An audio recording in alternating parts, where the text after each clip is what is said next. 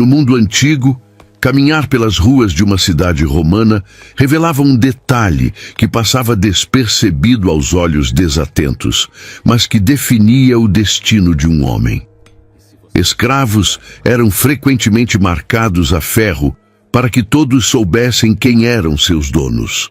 Mas havia outro grupo, soldados devotos que, por vontade própria, tatuavam o nome de seus generais na mão, jurando fidelidade até a morte. Hoje, vivemos uma histeria coletiva, vasculhando a tecnologia em busca de um chip ou de um código invisível, acreditando que a marca da besta será um implante forçado num futuro próximo.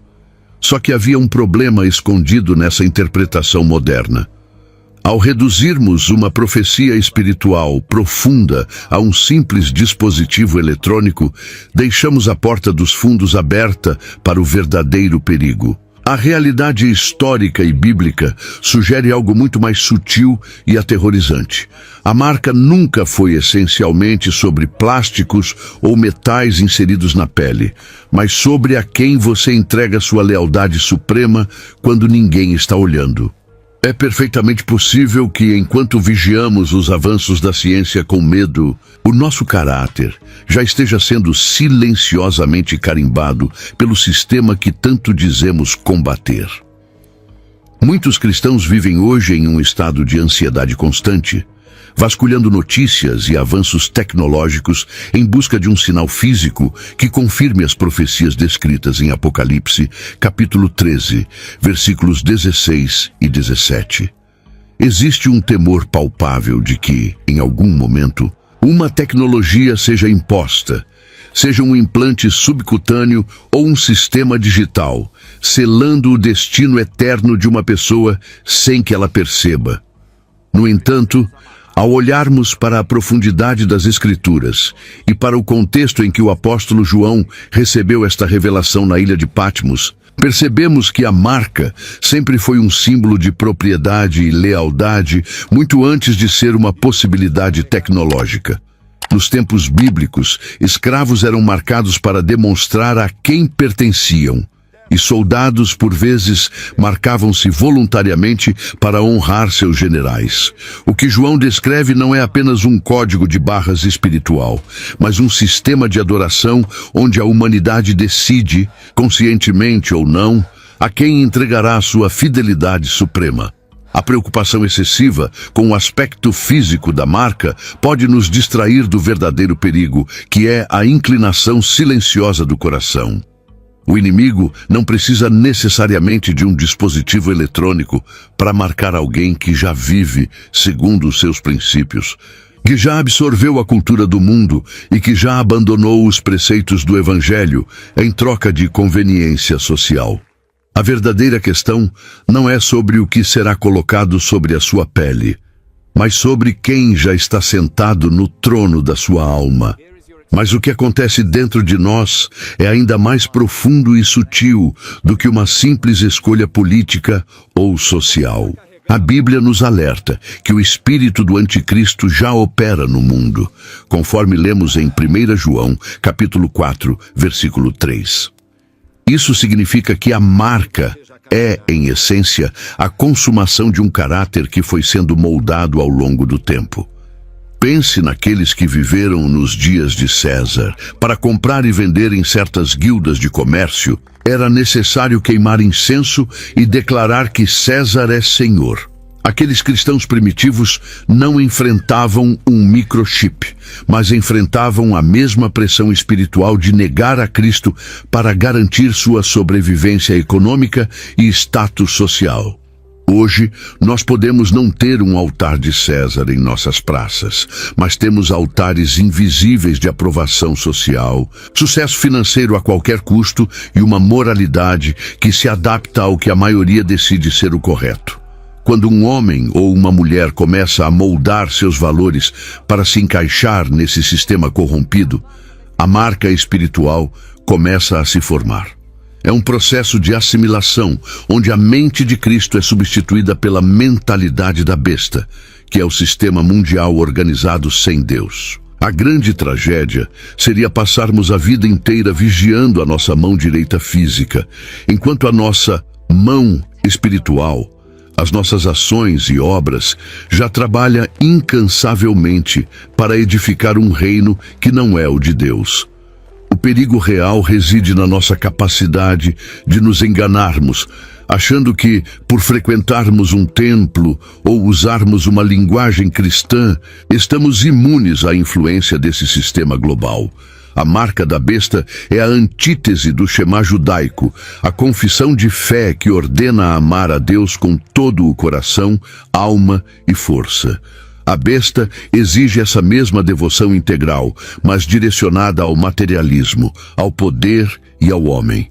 Se a sua vida é guiada pelo medo de perder o prestígio, pelo desejo incontrolável de acumular ou pela necessidade de ser aceito por uma sociedade que despreza as leis divinas, então, espiritualmente, um selo já está sendo pressionado sobre o seu caráter. E é justamente nesse ponto, quando achamos que o perigo é externo e futuro, que descobrimos que a batalha está acontecendo agora, nos corredores silenciosos da nossa própria mente, onde decidimos diariamente quem é o nosso verdadeiro Senhor. Para compreendermos a gravidade desse sinal, precisamos olhar para o número que tem causado espanto e especulação há séculos, mencionado em Apocalipse, capítulo 13, versículo 18, o 666. Ao longo da história, muitos tentaram decifrar esse número através da gematria, somando letras de nomes de imperadores como Nero ou líderes mundiais modernos, na tentativa de identificar o anticristo.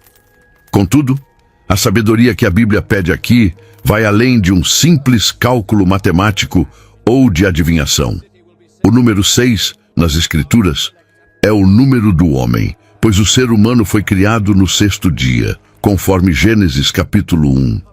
O 6 representa a humanidade em seu auge, com toda a sua inteligência, capacidade e glória, mas ainda assim incompleta, pois não atinge o 7, que é o número da perfeição divina e do descanso de Deus. Quando vemos o 6 repetido 3 vezes, 6, 6, 6, estamos diante de uma trindade humana, uma tentativa desesperada e orgulhosa do homem de se divinizar, de alcançar a plenitude sem a necessidade do Criador. É a exaltação máxima do humanismo, onde a criatura se coloca no centro de tudo, declarando-se autossuficiente. Ocorre, porém, uma conexão histórica nas Escrituras que lança uma luz perturbadora sobre este número. Em 1 Reis, capítulo 10, versículo 14, somos informados que o peso do ouro que chegava ao rei Salomão a cada ano era de 666 talentos de ouro.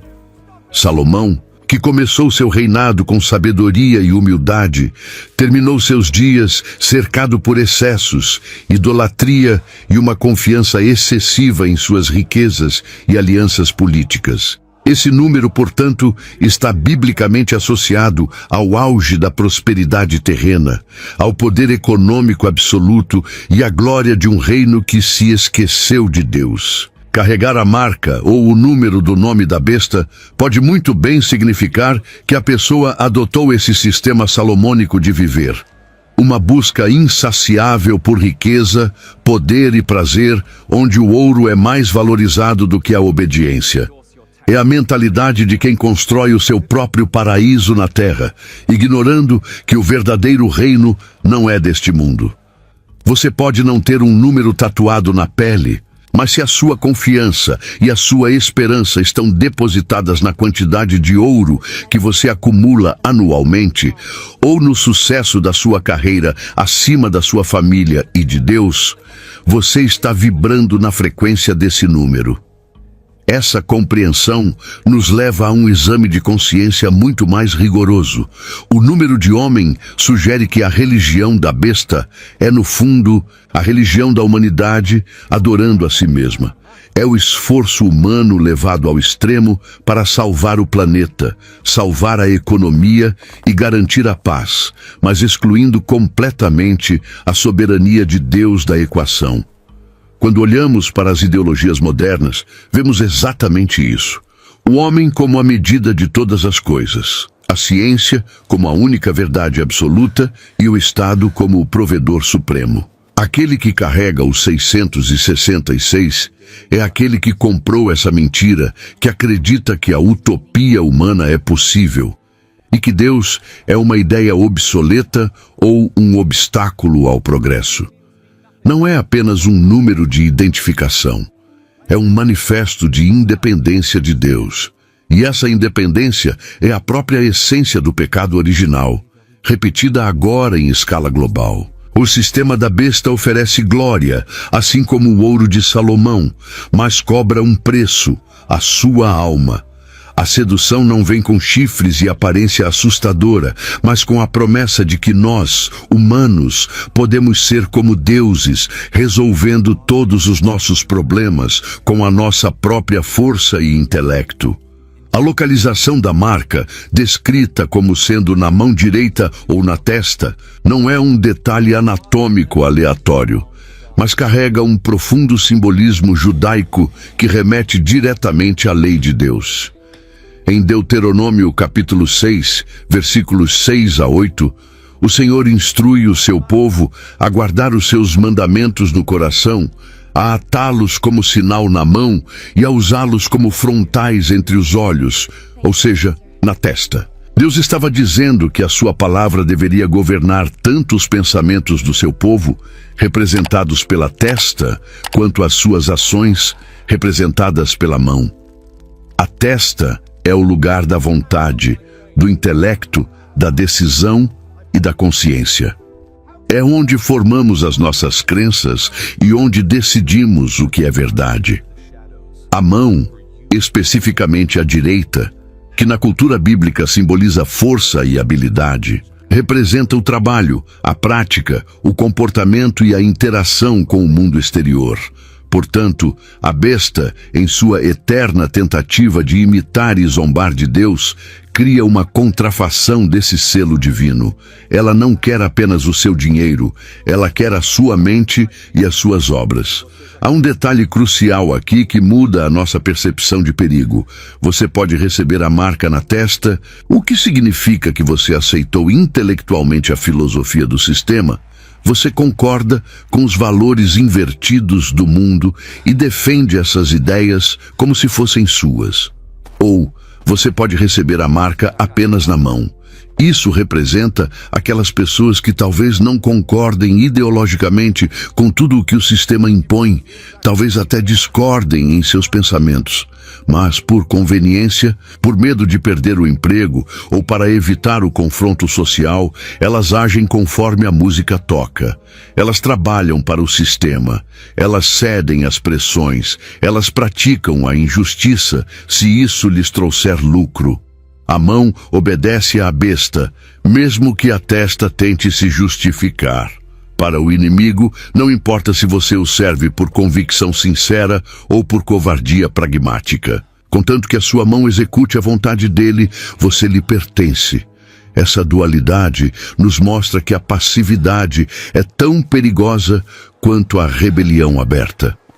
Muitos acreditam que estão salvos porque, no fundo, não concordam com a maldade do mundo. Mas suas mãos estão ocupadas construindo os monumentos da Babilônia moderna. Essa realidade nos força a olhar para as nossas vidas com uma lente de aumento espiritual. O que ocupa os seus pensamentos quando você está sozinho? Quais são as ideologias que moldam a sua visão de mundo? Elas vêm da palavra de Deus ou dos formadores de opinião da mídia? E as suas mãos, o seu trabalho, a forma como você ganha o seu dinheiro, a maneira como você trata os outros, reflete a justiça de Cristo ou a ganância do sistema? A marca na testa é a lavagem cerebral cultural que nos diz que o pecado é virtude e que a verdade é relativa. A marca na mão é a adaptação comportamental que nos faz rir das piadas imorais, sonegar impostos porque todo mundo faz, ou pisar em alguém para subir de cargo. O selo da besta é a conformidade total. Ele quer que o seu intelecto justifique o mal e que a sua força física o execute. Escapar dessa marca não é fugir para as montanhas, mas ter a mente de Cristo e as mãos prontas para as boas obras, resistindo à pressão de ser moldado à imagem de uma sociedade que caminha para o abismo.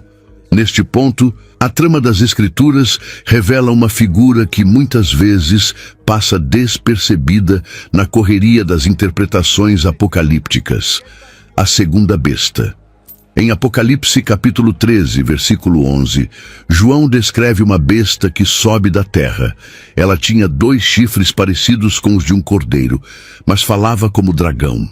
Essa imagem é aterrorizante justamente por sua aparência inofensiva e familiar. O cordeiro é o símbolo máximo do cristianismo, representando Jesus Cristo, o sacrifício perfeito, a mansidão e a pureza. Portanto, essa entidade não se apresenta como um monstro hostil ou um ditador tirânico à primeira vista.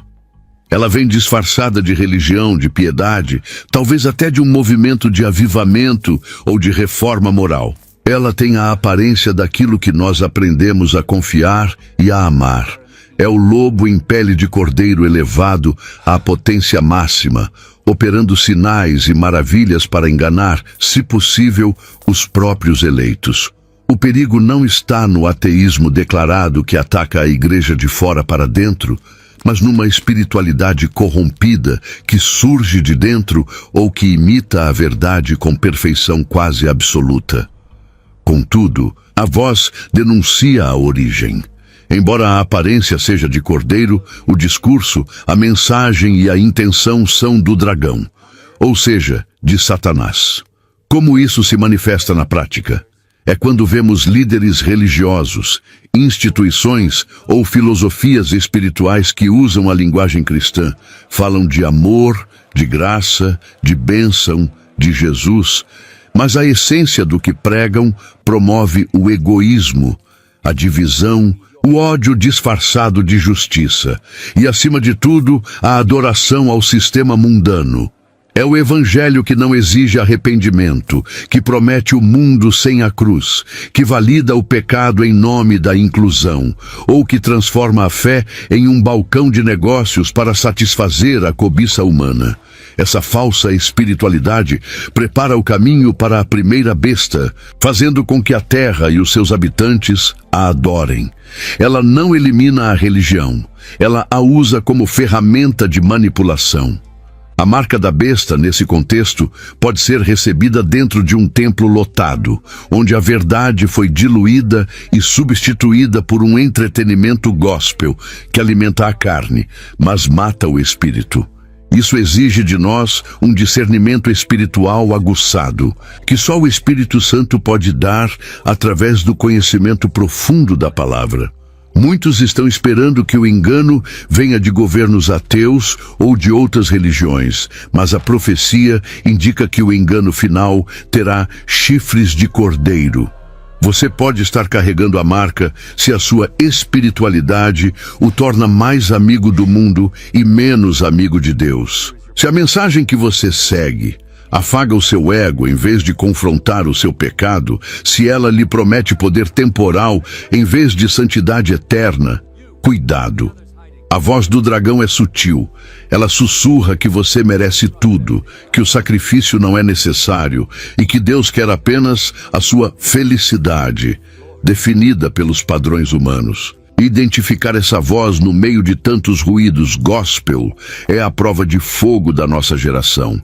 Não basta parecer cristão, é preciso falar a verdade de Cristo. Se a aparência é piedosa, mas a fala promove a agenda do inferno, divisão, mentira, ganância, então não é o Cordeiro de Deus, é a besta da terra, operando para selar as mentes com um falso evangelho.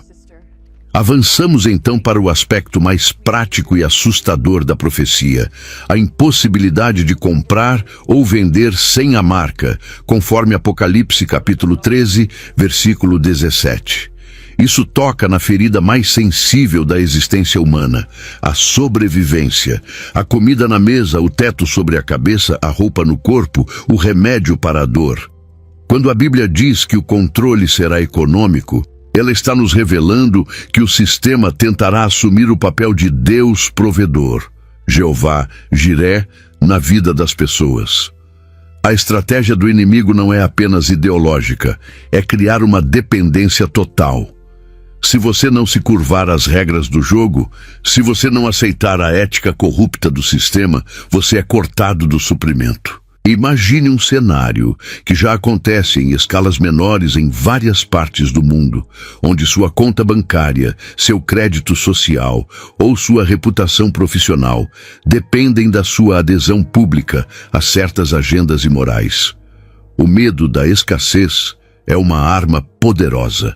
Quantos homens de bem, pais de família, não comprometeram seus valores cristãos no ambiente de trabalho porque tinham contas a pagar? Neste ponto, a marca deixa de ser um símbolo místico e se torna uma coleira de obediência.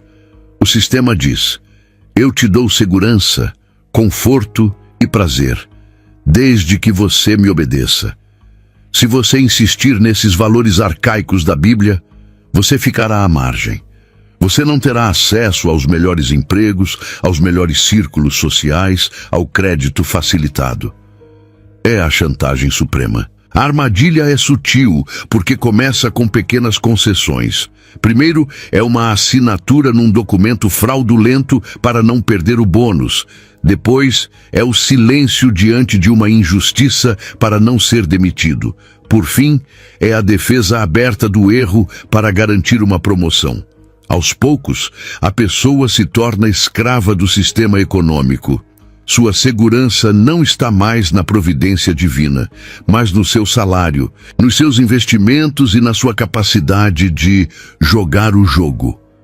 Quando o sistema se torna a fonte da sua vida, ele se torna o seu Deus, e quem você adora é quem você obedece.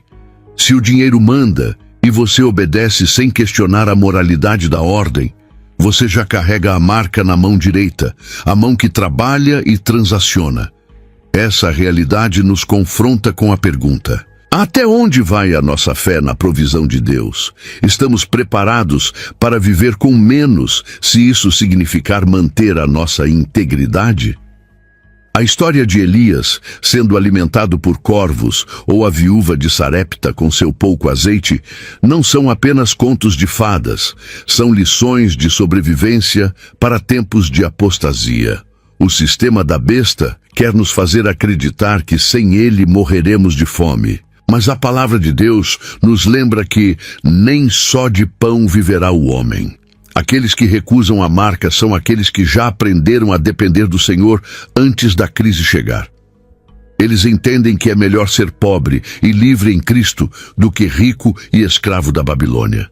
A liberdade econômica real não é ter milhões na conta, é não precisar vender a alma para ter o que comer. O boicote do sistema contra os cristãos é inevitável em algum nível, mas a promessa de Deus é que Ele prepara uma mesa no deserto.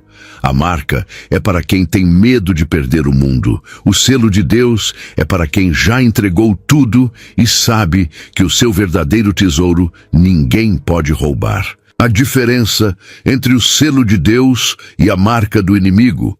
Não podemos falar da marca da besta sem olhar para o seu contraponto divino, que aparece repetidamente no livro de Apocalipse, como no capítulo 7, versículo 3, e no capítulo 14, versículo 1. Deus também marca os seus. Há um selo protetor colocado na testa dos servos do nosso Deus. Isso cria um contraste fascinante e necessário. Enquanto a marca da besta é um sinal de escravidão, conformidade e condenação, o selo de Deus é um sinal de propriedade, proteção e santidade. O selo divino não é visível aos olhos humanos, mas é brilhante e inconfundível no reino espiritual.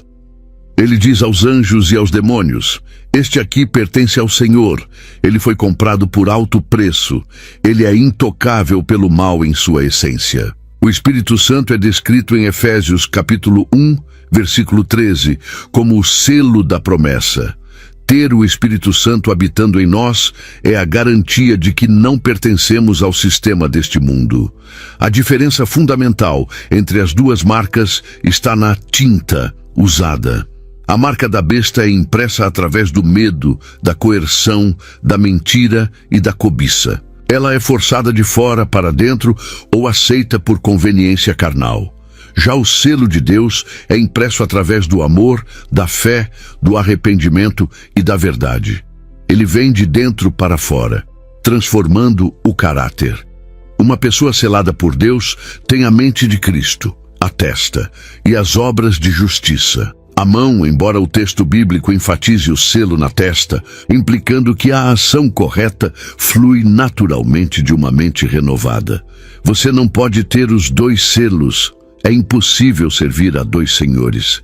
Se a sua mente está cheia da palavra de Deus, se o seu prazer está na lei do Senhor, não há espaço para a marca da besta se fixar. A luz expulsa as trevas. O selo de Deus age como um escudo imunológico espiritual. Quando a mentira do anticristo chega, a mente selada pela verdade a rejeita imediatamente. Portanto, a melhor forma de evitar a marca da besta não é fugir para um bunker ou destruir seus cartões de crédito, mas sim buscar ser selado profundamente pelo Espírito de Deus. É uma busca diária por santificação. É pedir a Deus que escreva a sua lei em nossos corações, de tal forma que pecar contra Ele se torne algo doloroso e estranho para nós. O selo de Deus nos dá a coragem dos mártires e a paz que excede todo o entendimento, mesmo quando o mundo ao redor está desmoronando. Enquanto a humanidade marcada pela besta vive em angústia, ódio e confusão, os selados por Deus, mesmo sofrendo perseguições, carregam uma serenidade sobrenatural. Eles sabem a quem pertencem. O mundo olha para eles e vê algo diferente. Não uma tatuagem, mas uma glória, um reflexo do caráter de Jesus. No final das contas, a batalha é sobre quem coloca o seu nome em você, o enganador que quer destruí-lo ou o Criador que morreu para salvá-lo. Certifique-se de que a sua testa já está ocupada pelo nome do Pai e do Cordeiro. Talvez o engano mais sofisticado e perigoso dos últimos tempos não seja a adoração aberta a uma estátua de ouro ou a uma imagem grotesca, mas sim a veneração silenciosa e socialmente aceita do próprio ego, conforme profetizado indiretamente em 2 Tessalonicenses, capítulo 2, versículo 4. O apóstolo Paulo nos alerta sobre o homem do pecado, o filho da perdição, que se opõe e se levanta contra tudo o que se chama Deus ou é objeto de culto, a ponto de se assentar no santuário de Deus, ostentando-se como se fosse o próprio Deus. Durante séculos, olhamos para Jerusalém esperando ver um líder mundial profanar um templo de pedra reconstruído, e isso pode acontecer, mas não podemos ignorar a aplicação espiritual imediata. O santuário de Deus, na nova aliança, somos nós. Quando o ser humano decide que a sua vontade, os seus desejos, as suas verdades e a sua identidade autodefinida estão acima da palavra do Criador, ele está entronizando a abominação no lugar mais sagrado que existe. A marca da besta é, em última análise, a celebração da autonomia humana absoluta. É o grito de independência da criatura que diz: ninguém manda em mim, nem mesmo Deus. Essa postura é a essência do espírito do anticristo, pois substitui a soberania divina pela soberania do eu. Vivemos em uma cultura que bombardeia a nossa mente 24 horas por dia com a mensagem de que devemos seguir o nosso coração, que devemos ser fiéis a nós mesmos, acima de tudo, e que a maior virtude é a autossatisfação. Mas aí acontece o inesperado. Essa filosofia, aparentemente libertadora, é a corrente mais pesada que alguém pode carregar. Ao colocarmos o eu no trono, tornamo-nos escravos dos nossos próprios apetites volúveis e das nossas emoções desgovernadas. A marca da besta valida esse comportamento. Ela é o selo de aprovação para uma sociedade narcisista. Quem carrega essa marca espiritual é aquele que, diante de um mandamento bíblico que confronta o seu estilo de vida, escolhe ignorar a Deus para não ferir o seu próprio orgulho ou prazer.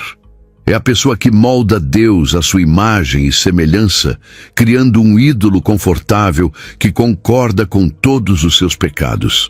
Se a sua teologia não o confronta, se o seu Jesus nunca diz não para as suas vontades carnais, é muito provável que você esteja adorando um espelho e não o Senhor da glória.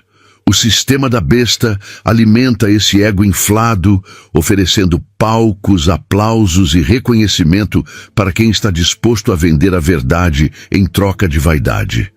O perigo mortal aqui é que essa idolatria do eu não parece maligna. Ela parece empoderadora, parece justa aos olhos humanos e é aplaudida pelas massas. No entanto, é o mesmo veneno que a serpente ofereceu no Éden. Sereis como Deus. A marca, portanto, sela aqueles que aceitaram a oferta da serpente. É o sinal de quem trocou a adoração vertical, voltada para o Pai, pela adoração horizontal, voltada para si mesmo e para a aprovação dos homens. E é aqui que a história fica ainda mais sombria, pois Deus não divide a sua glória com ninguém.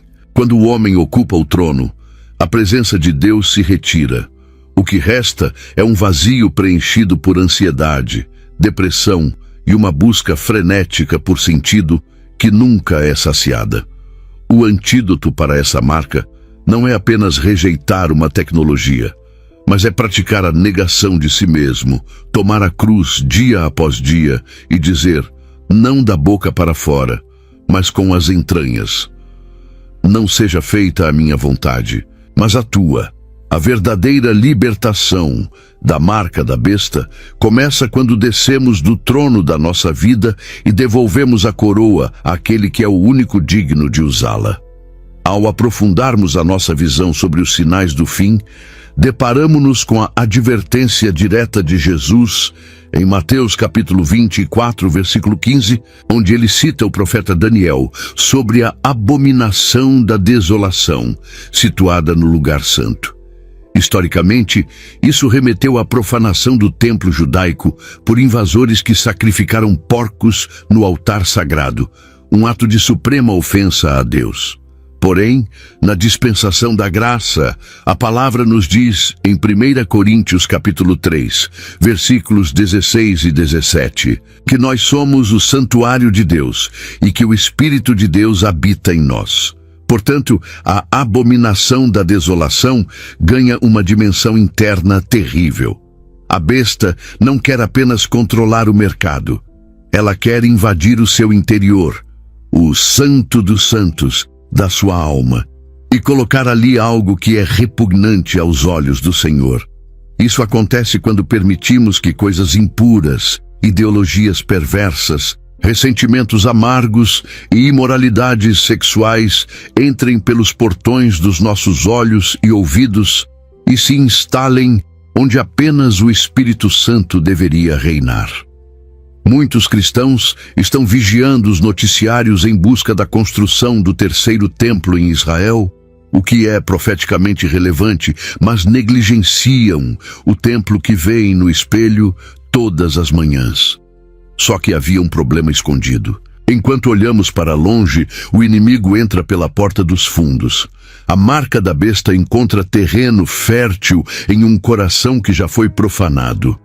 Quando um cristão consome pornografia, quando se alimenta de entretenimento que zomba de Deus, quando nutre ódio e falta de perdão, ele está, tijolo por tijolo, erguendo um altar para a besta dentro de si mesmo. A desolação vem como consequência dessa profanação.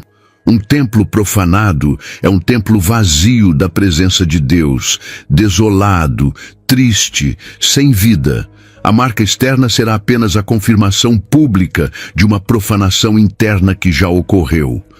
O sistema mundial trabalha incansavelmente para dessensibilizar a nossa consciência, para que achemos normal o que Deus chama de abominação. A estratégia é fazer com que o lixo do mundo pareça mobília aceitável para a casa de Deus. Essa invasão silenciosa é a preparação final para o governo do anticristo. Se ele já governa os seus desejos secretos, ele já tem autoridade sobre você. A luta contra a marca da besta é, essencialmente, uma luta pela santidade pessoal e pela pureza mental. Precisamos exercer o zelo que Jesus teve ao entrar no templo com um chicote, expulsando os vendilhões. Precisamos expulsar os pensamentos, os hábitos e as influências que transformam a casa de oração em um covil de salteadores. Aquele que mantém o seu lugar santo limpo, lavado pela palavra e cheio do Espírito, é impenetrável para a marca do inimigo. A luz que brilha dentro dele queima qualquer tentativa de selo das trevas. A pergunta que cada um deve fazer a si mesmo não é: será que tal vacina ou chip é a marca? Mas sim, o que está entronizado no centro das minhas emoções e pensamentos hoje? Se for a pureza de Cristo, você está seguro. Se for a abominação do pecado oculto, o perigo é iminente e a necessidade de arrependimento é urgente. O templo precisa ser purificado antes que o selo final seja aplicado. Chegamos, enfim, ao ponto crucial da nossa jornada, onde a teoria precisa se tornar prática de vida. Em Apocalipse, capítulo 18, versículo 4, ouve-se uma voz do céu ordenando: sai dela, povo meu, para que não sejas participante dos seus pecados e para que não incorras nas suas pragas. Este chamado para sair da Babilônia, o sistema global de confusão religiosa e econômica, raramente significa uma fuga geográfica para uma ilha deserta. Significa, na maioria das vezes, uma separação espiritual radical, enquanto ainda vivemos no meio da sociedade. É o desafio supremo de estar no mundo, mas não ser do mundo. Como Jesus orou em João capítulo 17. Viver na Babilônia sem receber a sua marca exige uma postura de embaixador em terra inimiga. Você fala outra língua, obedece a outras leis, serve a outro rei e tem valores inegociáveis, mesmo que isso custe a sua reputação ou o seu conforto. É a atitude de Daniel, que serviu no alto escalão do governo babilônico, mas não se contaminou com as iguarias do rei e preferiu a cova dos leões a deixar de orar ao seu Deus. A recusa da marca da besta é uma decisão diária, não apenas um evento futuro único. Cada vez que você escolhe a honestidade em vez do lucro fácil, você está rejeitando a marca. Cada vez que você defende a verdade bíblica em meio a uma conversa zombeteira, você está rejeitando a marca. Cada vez que você prioriza o reino de Deus sobre a segurança financeira, você está rejeitando a marca. Mas a pressão vai aumentar. O sistema vai apertar o cerco, ridicularizando aqueles que não se conformam, chamando-os de retrógrados, intolerantes e fanáticos. O preço de não ter a marca será a exclusão social e econômica. E é aqui que a fé deixa de ser um discurso bonito e se torna a âncora da alma. Aqueles que não saírem espiritualmente da Babilônia agora, apegando-se aos confortos e prazeres que ela oferece, não terão forças para resistir quando a imposição for total. A dependência emocional e material do sistema é o que fará muitos sucumbirem. Quem ama a Babilônia acabará aceitando a sua marca para não perder os seus benefícios. A escolha está posta diante de nós hoje, agora. Não espere um decreto mundial para decidir de que lado você está. As linhas já estão sendo traçadas no chão da história. De um lado, o caminho largo, iluminado pelas luzes artificiais do engano, onde se promete tudo em troca da sua alma. Do outro, o caminho estreito, iluminado pela glória do Cordeiro, onde se promete a cruz, mas também a coroa da vida eterna. Carregar a marca da besta é o destino daqueles que amam a sua vida neste mundo. Carregar o selo de Deus é o privilégio daqueles que perderam a sua vida por amor a Cristo para ganhá-la na eternidade. A sua mão e a sua testa estão sendo disputadas a cada segundo. Que as suas mãos estejam ocupadas com o trabalho do Senhor e a sua mente cativa à obediência de Cristo. Não tema o que o homem pode fazer. Tema aquele que tem o poder de julgar a alma. A Babilônia cairá, seus ouros e glórias virarão pó. Mas aquele que faz a vontade de Deus permanece para sempre, marcado não por um número de homem, mas pelo nome do Pai Celestial. Nossa missão aqui é separar o ruído da verdadeira voz de Deus, e você é parte fundamental desta vigília. Para garantir que continuaremos recebendo esse alimento sólido juntos, verifique se você já está inscrito no canal. É a forma mais segura de garantirmos que a verdade chegue até a sua casa. Deixe o seu gostei como um sinal de que estamos unidos no mesmo propósito. E, antes de mergulharmos fundo neste mistério, declare nos comentários a sua posição hoje. Eu escolho o selo de Deus.